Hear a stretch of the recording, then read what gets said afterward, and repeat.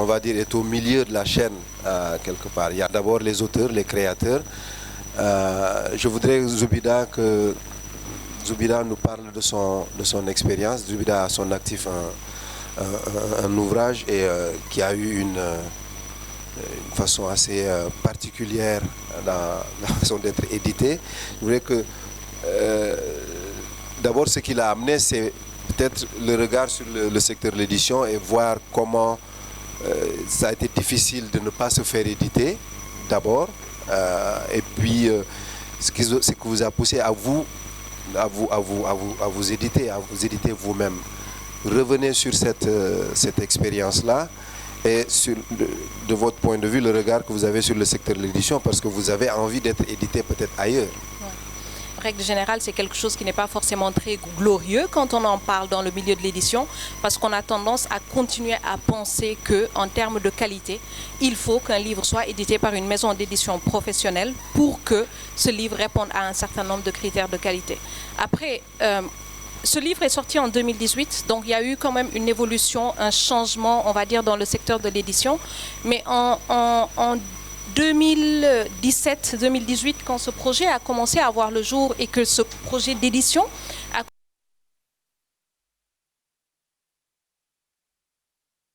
en fait dans le panorama de l'édition au Sénégal.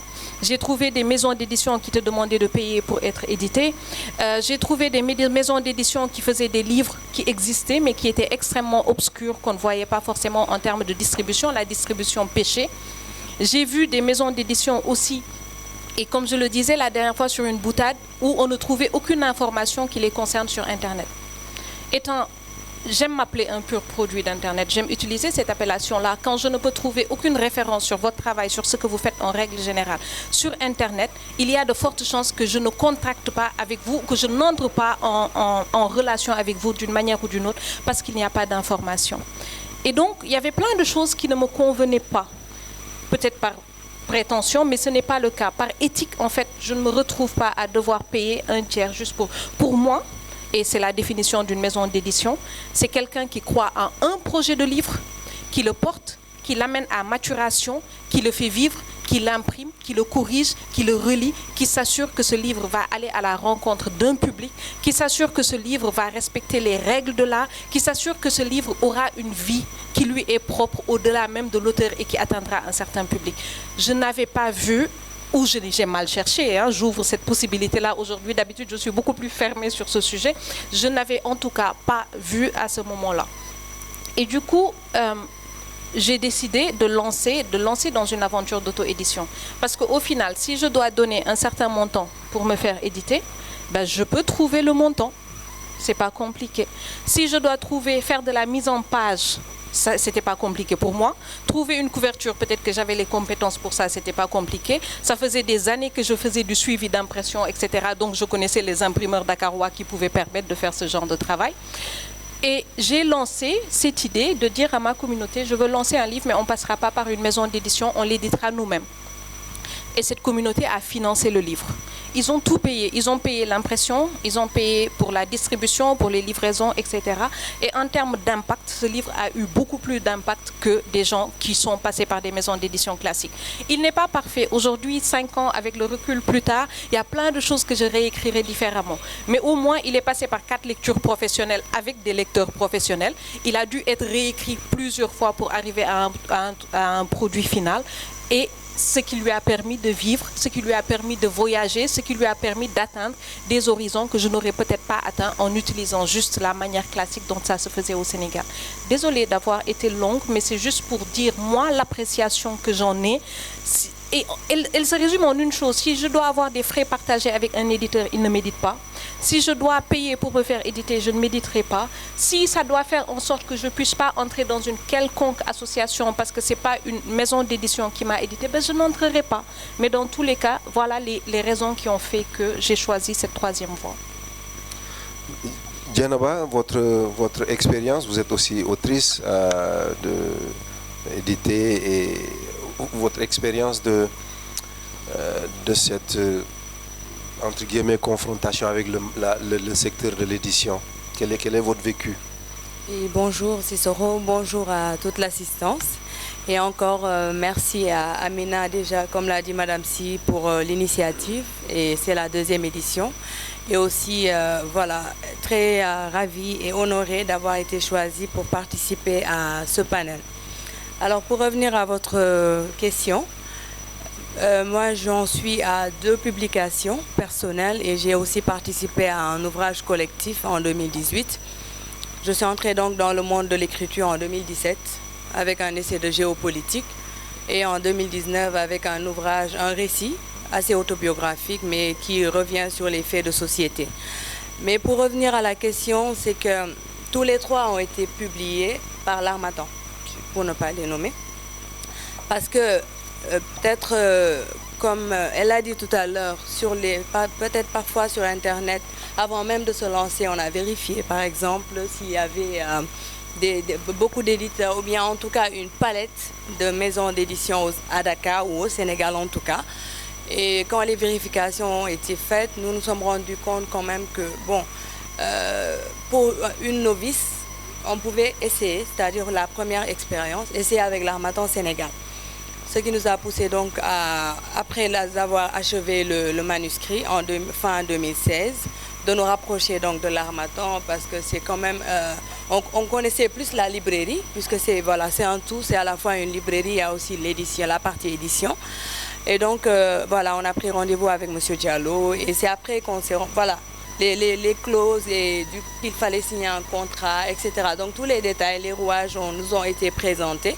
Nous avons discuté, pris le temps peut-être d'étudier le contrat à tête reposée et avec peut-être un entourage qui a pu nous conseiller, nous faire les recommandations qu'il fallait. Maintenant, comme elle l'a dit, il n'y a pas d'œuvre parfaite, que ce soit de la part de l'auteur qui dépose son manuscrit, que ce soit de la part de l'éditeur, parce que Madame Si est revenue sur les difficultés que rencontrent les éditeurs. Ce n'est pas pour jouer aux avocates des écrivaines aussi. Je salue au passage ma consoeur Joséphine qui est là, et tout, voilà, Amina Fall aussi, qui est écrivaine, et Amina aussi qui est écrivaine, voilà, et Zoubida que je rencontre aujourd'hui. Mais c'est pour dire aussi que ce soit les écrivains qui ont eu de l'expérience ou bien de petits poussés comme nous, je pense quand même que c'est pas pour se plaindre, mais c'est pas du tout donné à tout le monde.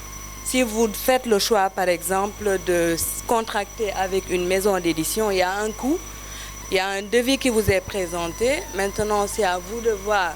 Naturellement, si, comme je l'ai dit, pour quelqu'un qui veut entrer, qui a quelque chose à partager avec le public, qui a son mot à dire, qui a finalisé un manuscrit, vous allez vous lancer. Maintenant, à vous de voir comment faire pour avoir le montant qui est dans ce devis qui vous est présenté. Mais il y a un coût qui n'est vraiment, encore une fois, pas pour me répéter, mais pas du tout à la portée de tout le monde financièrement. Après aussi, moi, c'est surtout une fois que l'ouvrage est disponible, bon, c'est bien beau, les gens vous félicitent et tout, mais la difficulté le problème reste entier. Pourquoi je le dis, c'est qu'il y a la phase promotion qui vous attend. En tant qu'auteur, vous ne connaissez pas tous je veux dire, c'est tout un système qui est là. Les médias qui doivent vous promouvoir l'ouvrage, etc. Et on est confronté à tous ces problèmes. Parce qu'on ne connaît pas Ndiéna Bassar qui est entrée dans le monde littéraire en 2017, ne connaissait pas forcément, peut avoir des amis journalistes, mais ne connaissait pas, je veux dire, comment faire pour promouvoir son ouvrage. Ça, c'est un problème, par exemple. L'éditeur aussi, peut-être qu'il peut se dire qu'il a en partie rempli sa part du contrat, il a rendu disponible votre ouvrage, mais s'il n'aide pas l'auteur à promouvoir l'ouvrage, il y a un problème. Parce que c'est lui qui a plus de vécu, c'est lui qui a peut-être un carnet d'adresses plus fourni, etc. Donc si vous n'avez pas tout ça, ça risque d'être vraiment une belle œuvre que vous allez rendre disponible, mais je veux dire, ce que vous cherchiez, c'est-à-dire que votre ouvrage soit vulgarisé, ce sera, bon, si Dieu vous aide, c'est possible, mais je veux dire, c'est pas du tout évident. C'est pas évident. Sincèrement. Et voilà, brièvement, je m'excuse de la longueur, mais c'est un peu ça que je voulais dire. Chez Diallo, on a parlé du mettre en place. Quel est le processus pour pour qu'on arrive à avoir un livre financé, édité par le biais d'une maison d'édition. Quel est le rôle que joue notamment la direction du livre et de la lecture pour qu'on arrive à avoir des livres édités et que dans plus de la moitié des cas, on se plaint de la qualité. Est-ce qu'il y a un regard après? Est-ce qu'il y a une évaluation? Quelle est la mission de la direction dans ce cas? Voilà, merci M. Sissoko. Je remercie le public qui est là et l'assistance, je remercie les co-intervenantes qui sont là. Très pertinente question. Effectivement, il y a un fonds que tout le monde sait maintenant, qui est le fonds d'aide à l'édition, logé au ministère de la Culture et plus particulièrement à la direction du livre et de la lecture. Il est de combien, entre parenthèses, aujourd'hui? Et le micro, placez bien le micro, voilà. Il est de combien aujourd'hui, 2023? Pour être exact, et ça on le dit, c'est pas un tabou, il est de 600 millions. On le sait, c'est une subvention que l'État dédie. Donc c'est une subvention qui ne se verse pas à un seul montant, par tranche, et ça suit les aléas de la vie publique. C'est une subvention que l'État met à disposition. Donc par tranche, elle est versée à 4 tranches, sur 4 tranches j'allais dire. Et vous savez, des fois l'État est confronté à des difficultés, des aléas qui sont là, qui n'étaient pas prévus. Et des fois on a du mal à rentrer dans ces fonds-là. Ça c'était pour répondre à la question relative au montant. Maintenant vous avez parlé des critères. Les critères, comme son nom l'indique, c'est un fonds d'aide à l'édition. Ça suppose quoi? Ça suppose que, initialement, c'est un fonds qui vient en appui aux maisons d'édition pour les permettre, en tout cas, de publier des ouvrages, des manuscrits que des citoyens sénégalais qui peut-être, je ne dirais pas, n'ont pas les moyens, mais qui ont choisi peut-être de bénéficier, et c'est leur droit, d'un fonds que l'État met en place pour ce public-là. Les critères essentiels là, on a en tout cas un tableau qui recense généralement les différentes maisons d'édition. Je ne dirais pas toutes les maisons d'édition, mais un grand nombre de maisons d'édition qu'on connaît, qui chaque année, en début d'année, soumettent leur projet à la direction du livre.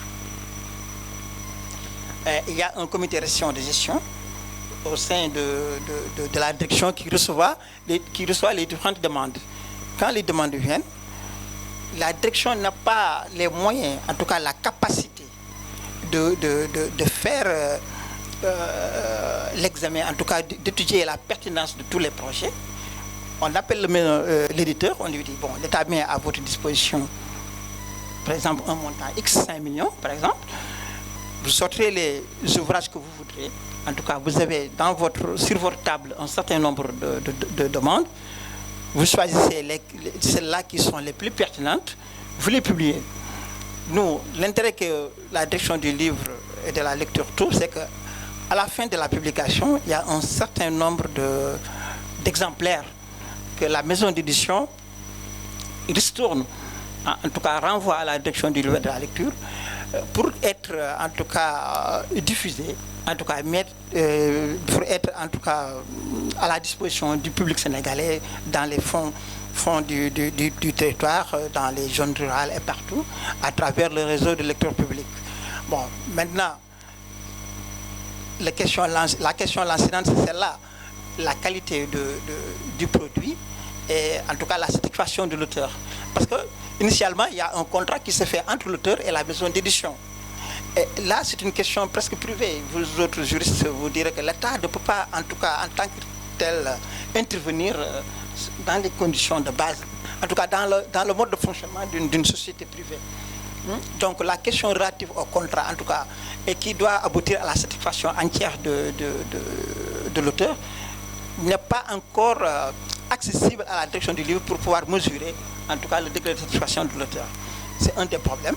L'autre problème que nous connaissons, et vous avez parlé de la qualité, c'est que la plupart des maisons d'édition, je suis désolé de le dire là, n'est pas dirigée par des professionnels. N'est pas dirigée par des professionnels. C'est des chefs d'entreprise qui sont là, qui se disent, nous, on va monter une maison d'édition. Et cette maison d'édition-là, bon, c'est presque voilà, quelques personnes qui font tout, et il y a des techniques éditoriales qui ne sont pas encore très maîtrisées dans ce contexte-là. Et ça ça donne une connotation assez relative de la qualité du produit.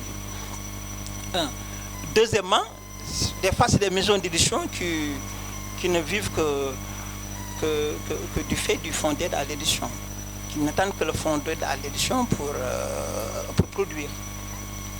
Hein? Et des fois, voilà.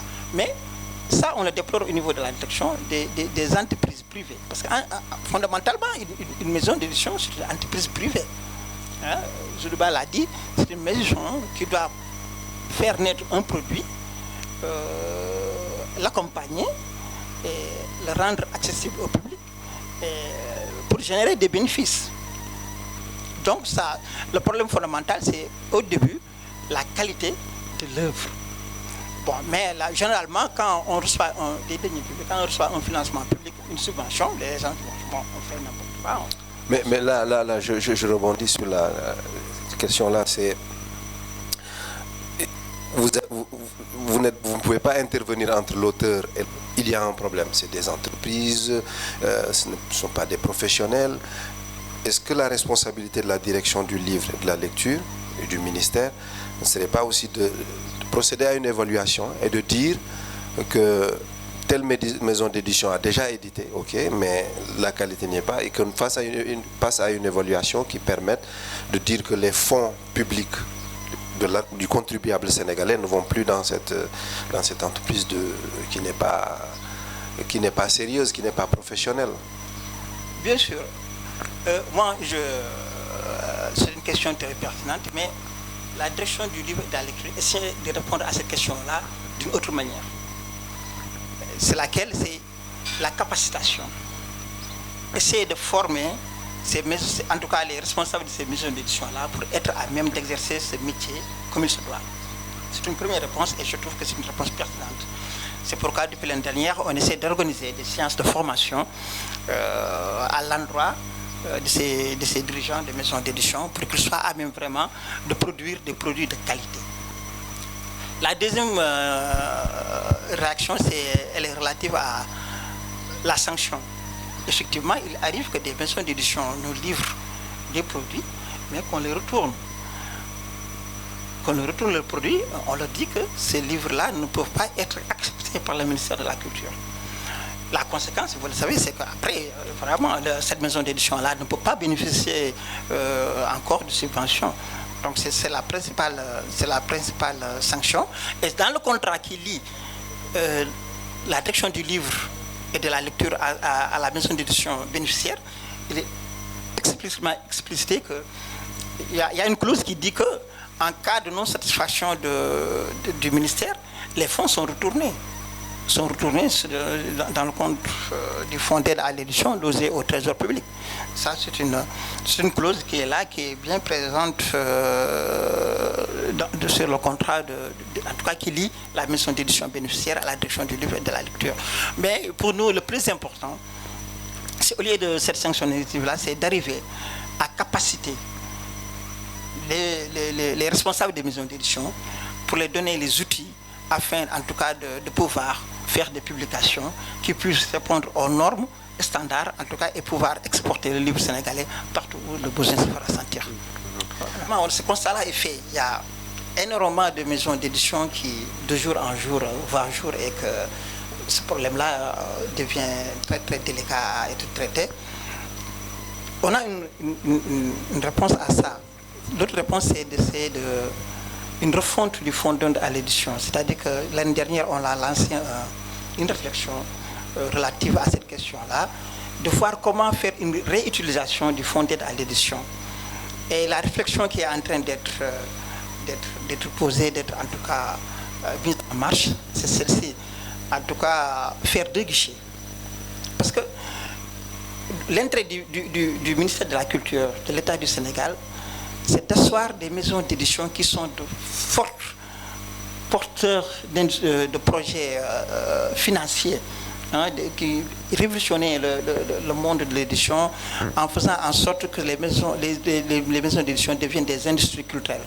Qui parlent d'industrie, parlent de chiffre d'affaires, de personnel, de locaux décents, avec des outils de travail en tout cas adéquats et très up-to-date.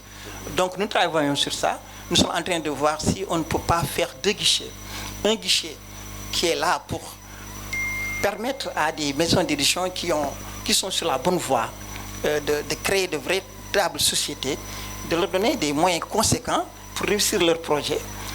Ça, c'est une réponse. Et l'autre projet, c'est en tout cas le second guichet qui est là pour accompagner effectivement des maisons d'édition encore minimes, mais qui se donnent l'ambition d'arriver à un stade et en tout cas de publier nos concitoyens qui ont des projets manuscrits et de permettre à ces concitoyens d'être sur le marché et d'être connus. Donc c'est la réflexion en tout cas qui est maintenant en train d'être posée sur la table du ministre. Essayer de voir une refonte en tout cas du fonds d'aide à l'édition pour permettre d'asseoir de véritables sociétés dirigées par des citoyens sénégalais et justement leur permettre de faire des bénéfices et de créer de l'emploi. Ramatoulaye Diaw, Librairie Plume du Monde, la librairie qui monte aujourd'hui, tous ceux qui sont amoureux du livre, les vrais amoureux du livre connaissent cette librairie. Et puis c'est assez original, ça c'est l'observation du journaliste que je suis. Quelles sont vos relations avec les maisons d'édition? Qui dit création, les auteurs, fonds d'aide à l'édition, éditeurs, ça arrive dans la phase promotion. Diana Sarr l'a dit tout à l'heure. Sur quelle base choisissez-vous les livres que vous décidez de mettre dans vos rayons? Est-ce qu'on peut retrouver des livres? Moi, ça c'est un navet, je l'ai trouvé à librairie. Ils ne vendent pas de bons livres. Ils vendent de bons livres. Sur quels critères vous vous fondez pour mettre des livres dans vos rayons? Et ça interroge la relation que vous avez avec les éditeurs en même temps. Bonjour, j'espère que vous allez bien. Donc par rapport à cette question, je pense qu'aujourd'hui, nous, en tant que librairie, on travaille avec la majeure partie des maisons d'édition et aussi avec certains auteurs qui sont dans l'auto-édition. Et dans le choix de ces livres-là, nous, dans notre quotidien, en tout cas, ce qu'on essaie de faire, c'est d'aller à la recherche des livres qui sont susceptibles d'intéresser nos clients. Donc, il y a un travail de recherche qui est effectué. Constamment, on est en veille de nouveautés, on est dans la recherche de quels sont les ouvrages, en tout cas, dont les sujets vont forcément parler à nos clients.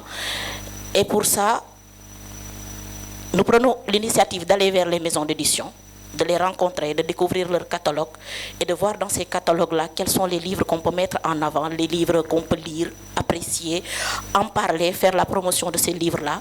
Il nous arrive aussi que des maisons d'édition prennent l'initiative de venir vers nous et de nous faire part de ce qu'ils publient en fait. Donc, ça peut nous arriver par moment. Donc en résumé, nous travaillons avec eux. C'est très cordial, mais il y a un point sur lequel j'aimerais bien mettre l'accent, c'est la distribution et la diffusion des livres. Parce que ce n'est pas quelque chose qui est très accessible aux libraires en tout cas. De par mon expérience, je sais que ici au Sénégal, il y a pour certaines maisons d'édition, c'est très difficile d'avoir certains de leurs titres. Il y a une demande qui est là, qui existe, qui est réelle. Il y a des clients qui veulent ces livres-là, mais qui ont des difficultés à accéder à ces livres. Donc, sur ce point, si les maisons d'édition, en tout cas, ou les personnes qui prennent l'initiative d'éditer leurs propres livres, peuvent faire des efforts pour que les livres qu'ils éditent ou qu'ils publient soient accessibles aux clients, ce serait vraiment, en tout cas, un grand pas en avant pour nous. Ils sont inaccessibles comment? Quand vous décidez d'aller chercher des livres, quelles sont les difficultés que vous rencontrez? Quand vous décidez que sur la base d'une recommandation d'un lecteur ou de la demande d'un lecteur, vous décidez d'aller chercher un livre, quels sont les obstacles que vous rencontrez entre vous et les maisons d'édition et que vous avez du mal à accéder à leur fonds, à leur catalogue? Pour le premier point, je pense que c'est une question de disponibilité. Il arrive que certains titres soient publiés, qu'ils soient vendus pendant un certain temps et qu'il ne soit plus imprimé à nouveau. Donc dans ce cas-là, il y a la demande qui est là, il y a les clients qui veulent ce livre, mais malheureusement, il n'y a plus d'exemplaires qui soient imprimés. Donc ça, c'est un premier point. Ensuite, il y a des problèmes d'accessibilité aux maisons d'édition. Parce qu'il y a, pour certaines maisons d'édition, le contact s'établit très rapidement, c'est facile, le travail commence, tu as la possibilité de les rencontrer, de les voir, d'avoir les informations sur leur catalogue. Par contre, pour l'autre, c'est un parcours de combattant, il faut tout le temps être dans la relance, il faut tout le temps courir derrière pour avoir les informations qu'il faut, pour pouvoir satisfaire nos clients. Parce qu'il faut le dire, nous, aujourd'hui, en tant que libraire, notre objectif principal, c'est de faire la promotion de tous ces livres qui sont dans la librairie. C'est d'en parler, c'est de porter ces livres-là vers les clients, vers le public. Donc aujourd'hui, si on se trouve dans des positions où on a des difficultés à avoir ces livres-là, ça veut dire qu'il y a des manquements dans notre travail. Et notre objectif, c'est de pouvoir avoir en tout cas une table ronde avec tous ces acteurs. Je pense qu'aujourd'hui, il faut se dire une chose, c'est que il ne s'agit pas de tirer chacun de son côté. Il faut que tous les acteurs du livre s'assoient et discutent du livre, de l'importance du livre dans leur travail. Il faut que les auteurs, les éditeurs et aussi les libraires puissent chacun jouer entièrement et pleinement son rôle sans pour autant être contraint par les intérêts de l'autre. Je pense que c'est ce qu'il faut vraiment faire. Merci Rama. Et il y a quelque chose de positif que j'ai noté avec les Plumes du Monde, c'est que Plumes du Monde est à l'écoute de ses clients. Quand on arrive et qu'on demande un livre, Plumes du Monde prend en compte les recommandations, disant vous devriez avoir tel livre parce que c'est un livre que le public demande, et ça c'est quelque chose de très positif parce qu'une librairie est là pour le public aussi. Je vais revenir à vous, Diallo. Je pense que vous avez une réaction par rapport à ce qui a été dit. Moi, j'aimerais... Vous avez été la seule à aborder la question du livre scolaire. Peut-être que vous avez une réaction déjà par rapport à ce qui a été dit, ou j'ai une question sur le... Oui, allez-y. Par rapport à ce qui a été dit, juste pour faire remarquer qu'il y a 3 types d'éditions. Il y a l'édition à compte d'éditeur, qui est l'édition la plus classique. Il y a l'édition à compte d'auteur, où l'éditeur intervient par le biais d'une quota financier qu'il discute avec l'éditeur. Il y a l'auto-édition. L'édition classique, c'est l'édition à compte d'éditeur. Maintenant, l'édition à compte d'éditeur, il faut le reconnaître, dans nos pays, surtout ici au Sénégal, est assez difficile. Nous avons comme difficulté le fonds de roulement, les besoins en fonds de roulement. Sortir un livre quand même nécessite certains moyens. Il y a le fonds de roulement, il y a aussi ce qu'on appelle le problème de la distribution-diffusion. On l'a tous évoqué tout à l'heure. Le problème du fonds de roulement, en général, les sociétés d'édition qui interviennent dans l'édition à compte d'éditeur, ils ont un appui. C'est l'appui scolaire. C'est le scolaire qui finance en général l'édition à compte d'éditeur, le plus souvent. Mais dans tous les cas, c'est une ligne éditoriale dans chaque maison, dans chaque société d'édition. Maintenant, en ce qui concerne la visibilité et la capacitation, juste pour faire remarquer qu'au niveau de l'Association sénégalaise des éditeurs, les critères d'adhésion sont devenus beaucoup plus sélectifs depuis quelques années, depuis 2016. Depuis nos assises de 2016, les critères sont devenus beaucoup plus sélectifs. Pour être membre de l'Association sénégalaise des éditeurs, quand même, il faut le remarquer, qui compte une 40aine de sociétés d'édition et qui est affiliée à l'Union internationale des éditeurs, qui est affiliée à l'APNET, qui est affiliée à l'OIF et qui est aussi le point focal du ministère de l'Éducation nationale au Sénégal et qui est aussi le point focal des partenaires techniques et financiers de l'État qu'on appelle les bailleurs de fonds. L'Association sénégalaise des éditeurs a eu à bénéficier récemment d'un programme de renforcement de capacité de 250 000 $ du Canada, d'un programme de renforcement de capacité de l'USAID, pour vous dire sa crédibilité, une 40aine de sociétés d'édition. Et on est en perpétuelle formation, que ce soit au Sénégal, que ce soit à l'étranger. nos membres sont régulièrement formés ici au Sénégal, dans le cadre d'ateliers de formation, mais aussi dans le cadre d'ateliers de formation à l'étranger, que ce soit dans le cadre de l'OIF, que ce soit dans le cadre de l'IPEA, que ce soit dans le cadre de l'OMPI, l'Organisation mondiale de la propriété intellectuelle. Donc je disais qu'il y a un problème de fonds de roulement, qui est un problème récurrent à tous les éditeurs, même ceux qui interviennent dans le scolaire, parce que nous savons tous que gagner un marché ne veut pas dire gain. Pourquoi ça ne veut pas dire gain? Parce qu'avant de rentrer dans vos fonds, vous avez bénéficié d'une ligne de crédit auprès de votre banque. Et qui dit ligne de crédit dit frais financiers. Le plus souvent, ceux qui règlent les factures à temps, ce sont les partenaires techniques et financiers, les bailleurs. Mais quand il s'agit de l'État du Sénégal, nous accusons le plus souvent du retard. Ça peut faire 2, 3 ans, vous pouvez livrer. Pendant ce temps, vous avez des échéances financières qui vous attendent. Vous pouvez livrer un marché et être payé 2 ou 3 ans après. Pendant ce temps, vous, éditeurs, vous devez vous débrouiller pour régler votre ligne de crédit auprès de votre banque ou le plus souvent bénéficier d'une ligne auprès de votre fournisseur. Et qui dit fournisseur dit imprimeur. Le plus souvent, nous qui sommes dans le scolaire, nous travaillons avec des imprimeurs internationaux. Parce que quand même ici au Sénégal, les intrants sont excessifs. Si vous voulez compétir à un marché scolaire, vous ne pouvez pas vous baser sur le devis, point de vue devis scolaire, devis impression, vous ne pouvez pas vous baser sur le devis d'un imprimeur local. Vous êtes obligé de vous réseauter et de vous adresser à un imprimeur international sur la base d'un délai et sur la base d'un contrat.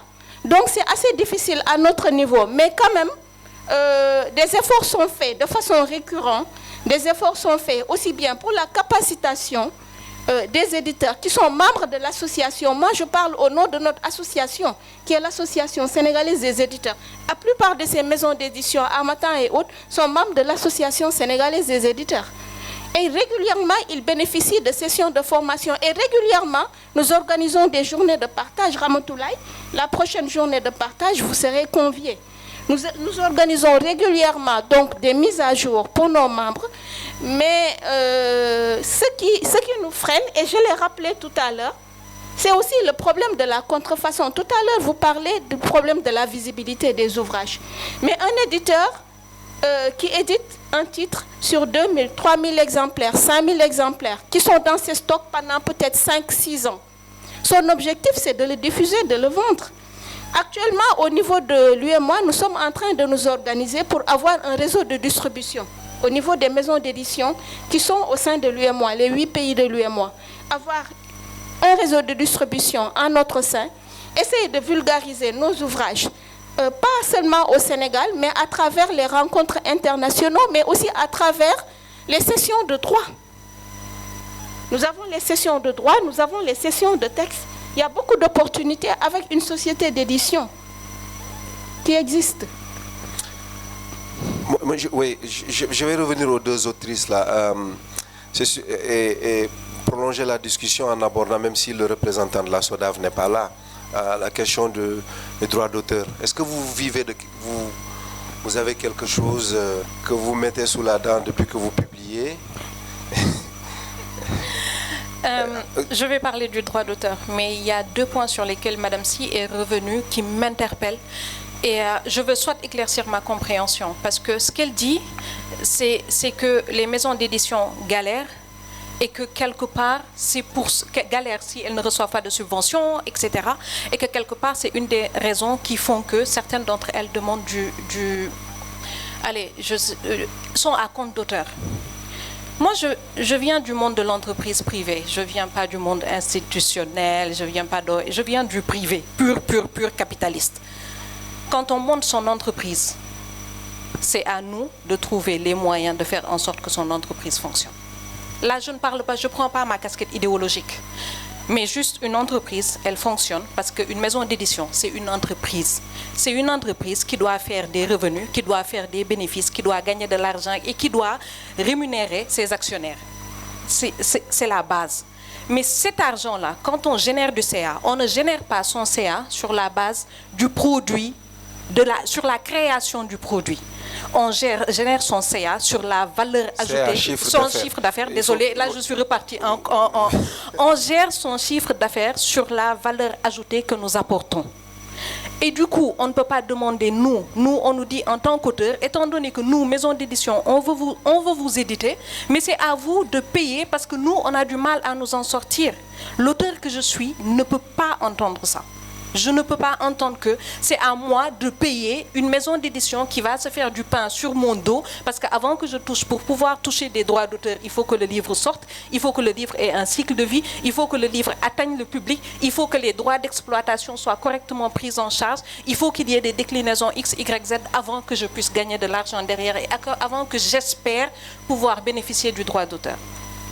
Et je dois, moi, si je gagne, supposons, allez, peut-être que je gagnerai, s'ils sont généreux, ils vont te donner entre 5 et 8% en règle générale. Ça, c'est vraiment dans la largesse.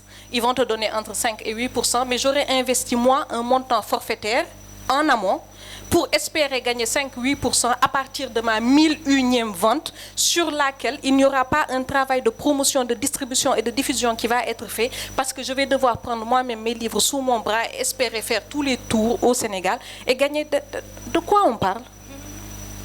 Je ne peux pas être d'accord avec un éditeur par rapport, en tout cas un éditeur qui pratique le compte d'auteur, ce n'est pas possible par rapport à ça. Parce que ce n'est pas une entreprise solidaire et sociale, ce n'est pas un GIE, ce n'est pas une ONG, ça ne l'est pas. C'est une entreprise pure, c'est une entreprise, c'est une SARL ou une SAS ou une SA ou X ou Y. C'est fait pour gagner de l'argent et rémunérer des actionnaires. Ce n'est pas fait pour être gentil et promouvoir le livre, ce n'est pas le cas. Et à partir de ce moment, on ne peut pas se voiler la face par rapport à ce sujet-là. Et nous, en tant qu'auteurs, je ne sais pas si vous êtes... Je suis en train de t'emporter dans ce que je dis. Et apparemment, c'est assez délicat. Je ne devrais pas faire ça. En tant qu'auteur, c'est nous qui nous retrouvons parce qu'on a des choses à dire, nous voulons les exprimer, on doit payer quelqu'un pour le faire. Et ça ne peut pas être possible. Donc, effectivement, il faudrait des sociétés d'édition pour pouvoir s'asseoir et savoir définir ensemble qu'est-ce qui est légal, qu'est-ce qui ne l'est pas. Et au-delà de la légalité et de l'illégalité, qu'est-ce qui est moral et qu'est-ce qui est éthique. Et avoir des baromètres par rapport à ça pour qu'on puisse continuer à avancer. Et maintenant, ça me permet d'enchaîner sur l'histoire du droit d'auteur. Je ne sais pas s'il y a un écrivain sénégalais qui touche du droit d'auteur, très sincèrement. Je ne sais pas s'il y en a. Je ne sais pas comment d'ailleurs, parce qu'on ne vend pas de livres suffisamment pour pouvoir aller toucher du droit d'auteur. Et on a reparlé aussi de la copie et de la contrefaçon. Moi, je fais partie de ceux qui, et ça ne va pas être populaire du tout quand je dis ça. Moi, je suis OK pour que les gens pillent les livres. Parce que les gens qui pillent les livres là, ils n'ont pas le pouvoir d'en acheter. C'est ça la réalité dans nos pays. Les gens qui comment ça s'appelle, photocopient des livres, les gens qui téléchargent sur Internet, ce n'est pas les gens qui ont un pouvoir d'achat. Les gens qui ont un pouvoir d'achat de livres, ils vont à 4 vents. Le samedi matin, en famille, avec leurs enfants, dans une voiture climatisée, ils achètent des livres, ils se font de jolis sacs, ils rentrent chez eux et les enfants, ils ont des livres tout propres. L'année prochaine, ils peuvent même ne pas les utiliser. C'est la réalité de nos sociétés. Maintenant, nous sommes dans des sociétés où le pouvoir d'achat est extrêmement faible et que les gens se retrouvent. Parce que si ma fille est au primaire, à l'école publique, dans ce pays, c'est que je n'ai pas le choix. Les gens qui ont le choix ont mis leurs enfants dans des écoles privées et ils peuvent acheter les livres. Quand ils se retrouvent dans d'autres conditions, c'est totalement cohérent qu'ils copient. En tout cas, en ce qui me concerne, si vous voyez un livre qui passe avec mon nom copié, il n'y a pas de problème. Je ne vais pas vous attaquer parce que peut-être la maison d'édition le fera. Et il faut être cohérent dans sa démarche quand on défend un point de vue jusqu'au bout. Et c'est important d'avoir cette cohérence-là dans ça, pour ma part. Et du coup, c'est vrai que c'est difficile pour les maisons d'édition quand elles se font copier. Quand il y a la contrefaçon, c'est totalement difficile parce que c'est du CA qu'elles perdent.